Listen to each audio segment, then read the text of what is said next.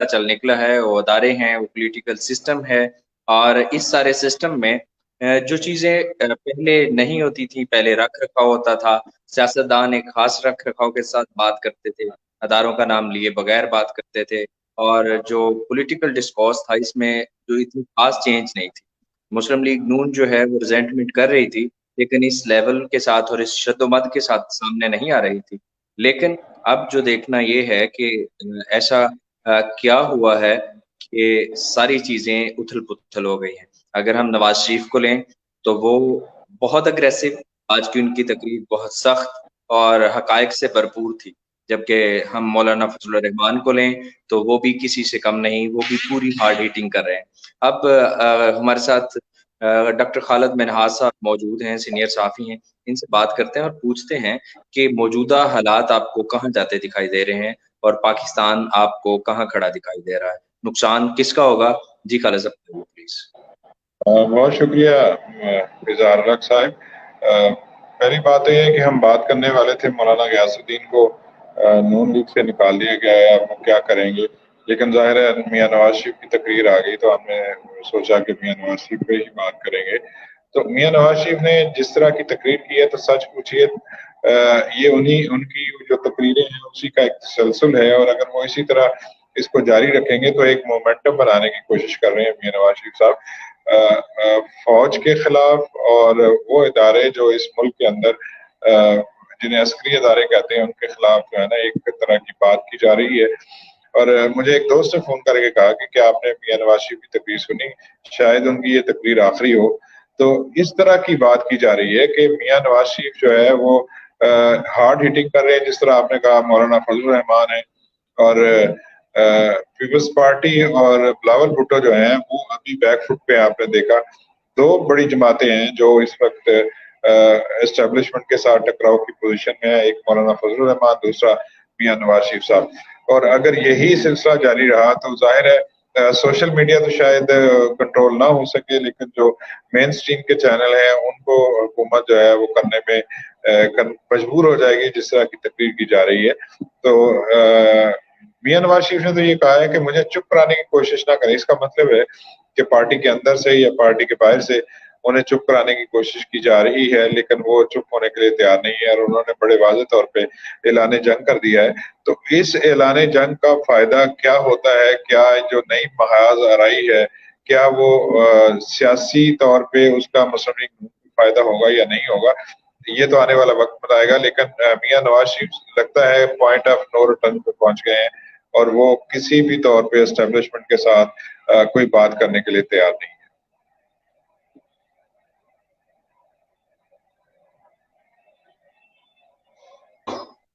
ये जिस तरफ हम और हमारे अदारे और जो हमारा मुल्क चलना शुरू हो गया है, मेरा सवाल फिर खालिद साहब वहीं पे खड़ा है कि हम किस डगर पे चल पड़े हैं। इसमें पाकिस्तान का नुकसान हो रहा है, इकोनॉमी का नुकसान हो रहा है और मुल्क की मुस्तकबिल दाव पे लग गया है। इंसानी हकूक की जो बातें हैं वो होना शुरू हो गई हैं। तो हम किस तरफ निकल पड़े हैं? आपको तो आपका बड़ा तजर्बा है अयूब के दौर में, जनरल ज़ियाओ के दौर में, और ये सारे जो दौर थे और उसके बाद पॉलिटिकल जितने भी इराज गुजरे हैं, तो इसमें आपने देखा है कि एक सारी प्रॉपर सिचुएशन होती थी, उसको हैंडल किया जाता था। अब कोई नवाबजादा नसरुल्लाह साहब नहीं आएंगे जो बैठ के बातें करेंगे, और कोई इस तरह का कोई बड़ा बीच में कोई नहीं आएगा जो इन चीजों को सॉल्व करने की कोशिश करेगा।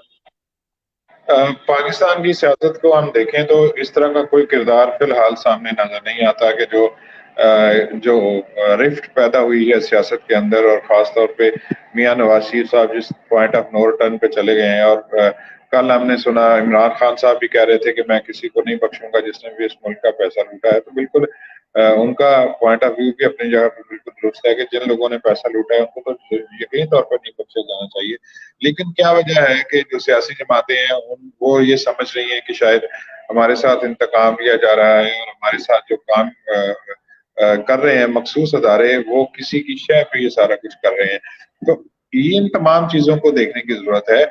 और जब अदारे आजाद होंगे, जब अदारे किसी की इशारे पे काम नहीं करेंगे, तो फिर मामला ठीक हो सकते हैं, वरना यही समझा जाएगा कि हुकूमत की हिम्मत पर सारा कुछ हो रहा है। और कोई پاکستان کے اندر مجھے نہیں لگتا کہ کوئی ایسی قوت موجود ہے جو ہے اسٹیبلشمنٹ کو اور میاں نواز شریف صاحب کو ایک پیج پہ لا سکے.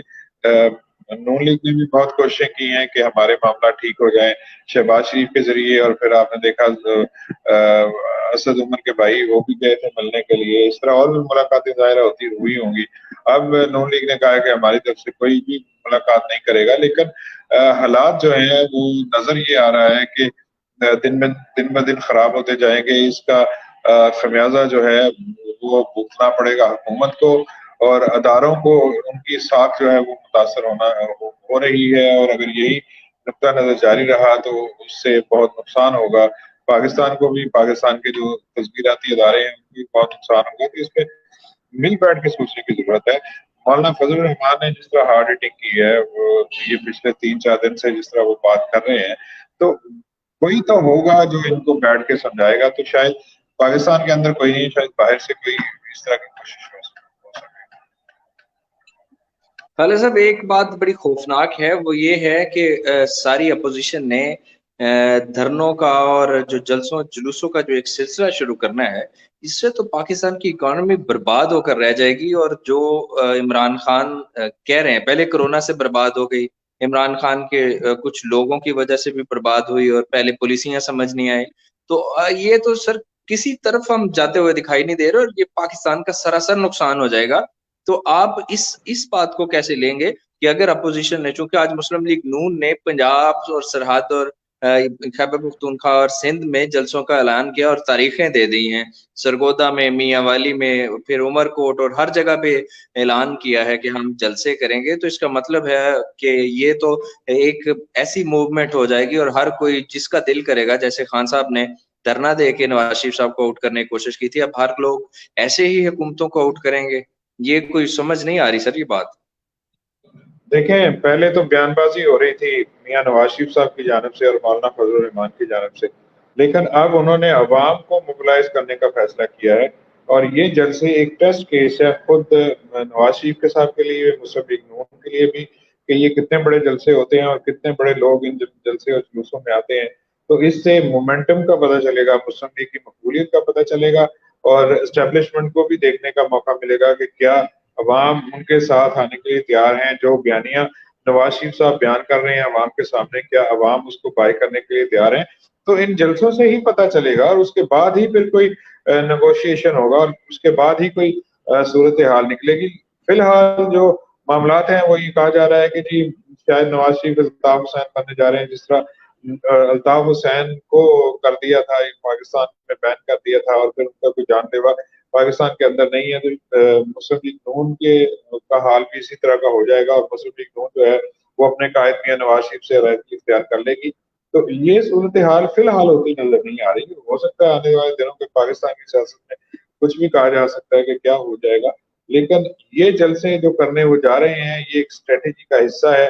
اور اگر وہ عوام کو موبلائز کرنے میں کامیاب ہو جاتے ہیں تو پھر یقین جانیے کہ پاکستان کے اندر ایک سیاسی انتشار اور سیاسی انتشار کی جو صورتحال ہے وہ دیکھنے میں آئے گی. اور تصادم سیاسی قوتوں کے درمیان یا اداروں کے درمیان بھی سیاسی وہ تصادم جو ہے ان کے ساتھ بھی عوام کا کرنے کی کوشش کی جائے گی. تو اس سے نقصان ہوگا, ظاہر پاکستان کا بھی ہوگا اور اداروں کا بھی ہوگا. تو سوچنے سمجھنے کی ضرورت ہے دونوں طرف سے, اس اپوزیشن کو بھی اور جو لوگ میٹر کرتے ہیں پاکستان کے اندر. خالد صاحب ایک اور بات جو ہے آج نواز شریف صاحب کی تقریر میں دیکھنے کو ملی, انہوں نے جو ہمارے ہاں لوکل لڑائیوں میں جس طرح کے تانے ہوتے تھے اور جو چیزیں ہوتی تھیں, انہوں نے وہ ایک ایک بات کو یاد کروا کے اس کو کوٹ کیا ہے. حالانکہ میاں نواز شریف کے بارے میں یہ بات کہی جاتی تھی کہ وہ باتوں میں بڑا ضبط رکھتے ہیں, اب ان کا ضبط کا بندھن ٹوٹتا جا رہا ہے. یہ اصل میں ماجرا کہاں جا کے رکے گا سر؟ دیکھیں, ان کو کھیلنے کے لیے کوئی ان کے پاس فیلڈ رہ ہی نہیں گئی تھی پاکستان کے اندر, اور جس طرح وہ جیل میں چلے گئے اور جس طرح معاملات ہوئے, تو اب باہر رہ کے وہ یہی کچھ کر سکتے ہیں ٹیلی ویژن پہ, اور اپنی پارٹی کو متحرک کر سکتے ہیں. اور اگر پارٹی ان کا ساتھ دے گی تو یقینی طور پہ وہ بھی زندہ رہیں گے, ان کی سیاست بھی زندہ رہے گی. لیکن اگر اسٹیبلشمنٹ پارٹی کو توڑنے میں کامیاب ہو گئی, جس طرح نون اور شین کو الگ الگ کرنے کی بات کی جا رہی تھی, تو پھر جو ہے وہ میاں نواز شریف کے لیے حالات خراب ہوتے جائیں گے. یہی ٹیسٹ کیس ہے. میں نے یہی کہا کہ یہ جو جلسے اور جلوس جن کا اعلان کیا ہے مسلم لیگ نون نے, یہ ان کی سیاسی قسمت کا فیصلہ کریں گے. اگر بڑی تعداد میں لوگ ان جلسے اور جلوسوں میں آ گئے تو پھر نواز شریف صاحب زندہ رہیں گے, اور اگر لوگوں نے ان جلسے اور جلوسوں کا رخ نہ کیا تو پھر جو ہے وہ معاملات خراب ہوتے جائیں گے مسلم لیگ نون کے لیے اور میاں نواز شریف صاحب کے لیے. تو اس لیے دونوں زور لگائیں گے. مسلم لیگ نون بھی زور لگائے گی اس دفعہ, اور اسٹیبلشمنٹ بھی زور لگائے گی کہ لوگ وہاں پہ جمع نہ ہو سکیں, اور یہ جو اعلان کیے گئے ہیں یہ جلسے اور جلوس ناکام ہو جائیں. مسلم لیگ نون نے خالد صاحب ایک اور بھی بات آج کی ہے کہ انہوں نے اپنی پارٹی کی تنظیم سازی کی ہے. جو لوگ پارٹی میں نہیں تھے, ناراض تھے, ان کو منانے کی کوشش کی. اب اصل میں ایک جتھا تیار کرنے کی تو پوری کوشش ہو گئی ہے, لیکن آپ یہ دیکھیں کہ میاں نواز شریف باہر ہیں اور شہباز شریف اندر ہیں, حمزہ شہباز اندر ہیں, مریم کے بارے میں ایسی خبریں ہیں کہ وہ بھی گرفتار ہو جائیں گی. تو پیچھے ایسا کس کے پاس دم ہے, کون سا ایسا رہنما ہے جو پارٹی کو لیڈ کرے گا؟ جوید ہاشمی تو چونکہ اب بوڑھے ہو چکے ہیں, وہ ان کی ایبسنس میں وہ بھی کرتے تھے. میاں نواز شریف صاحب کی بیگم جو تھیں وہ ان کی غیر موجودگی میں کیا کرتی تھی. تو اب آپ کو کون سا دیکھتا ہے, کس میں پوٹینشیل ہے؟ میں سمجھتا ہوں کہ ایک دفعہ پھر جو ہے وہ راجہ ظفر اللہ کو آگے لایا جائے گا اور ان سے کہا جائے گا کہ وہ قیادت کو سنبھالیں اگر سارے کے سارے بھی گرفتار ہو جاتے ہیں. اور پھر خواجگان ہیں, خواجہ آصف صاحب ہیں, خواجہ سعد رفیق صاحب ہیں, اور اسی طرح جو ہے دوسرے جو لوگ ہیں پارٹی کے اندر, رانا ثناء اللہ ہیں, یہ لوگ موجود ہیں ابھی. اور ان لوگوں کی سیاست اور ان لوگوں کے جو روابط ہیں ان کو دیکھ کے ہی ہم یہ اندازہ لگائیں گے کہ عوام کس کے ساتھ جاتے ہیں. اگر عوام نہیں نکلے تو پھر نواز شریف کے لیے مشکلات پیدا ہو جائیں گی. کون سا سیاسی رہنما ہے جو ان کو موبلائز کر سکتا ہے, یہی دیکھنے کی ضرورت ہے.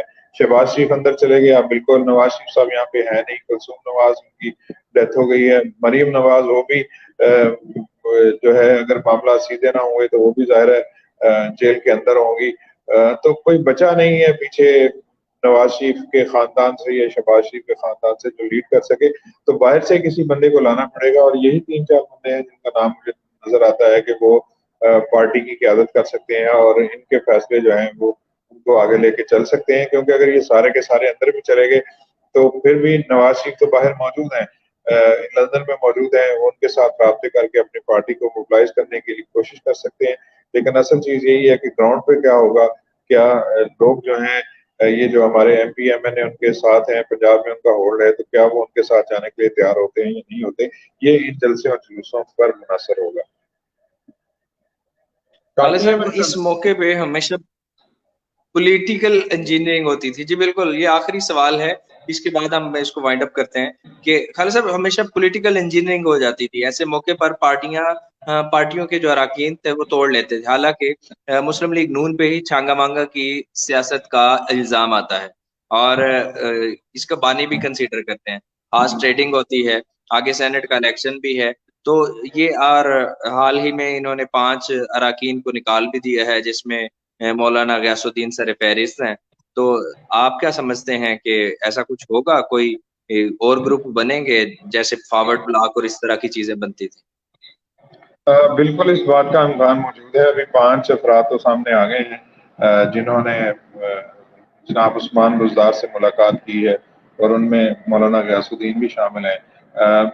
ان کو نکالنے کا بھی فیصلہ کیا گیا پارٹی کے اندر سے, اور اگر ان کو نکال دیا جاتا ہے تو کیا الیکشن دوبارہ سے ہوں گے, ضمنی الیکشن ہوں گے, یہ بھی ایک اہم سوال ہے. تو ان ضمنی الیکشن میں کون کس کی طرف جائے گا یہ بھی دیکھنے کی چیز ہے. لیکن پارٹی میں جو ہے وہ ٹوٹ پھوٹ کا عمل جاری ہے. یہ آج بھی دیکھنے میں آ رہا ہے, اور آنے والے دنوں میں بھی دیکھنے میں آئے گا کہ لوگوں کو توڑا جائے گا مختلف ہیلوں بہانوں سے, اور مسلم لیگ نون کا شرازہ کہنے کی کوشش کی جائے گی.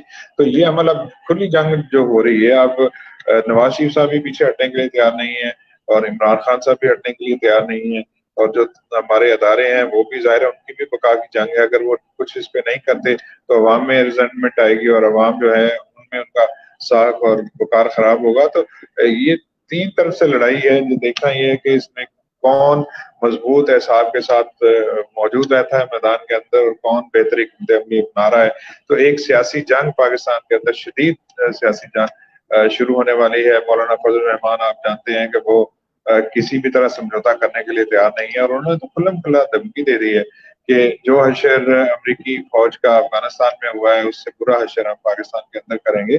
تو یہ ہے صورتحال، اس پہ سوچنا چاہیے، ہم سب کو سوچنا چاہیے کہ ہم کس طرف جا رہے ہیں.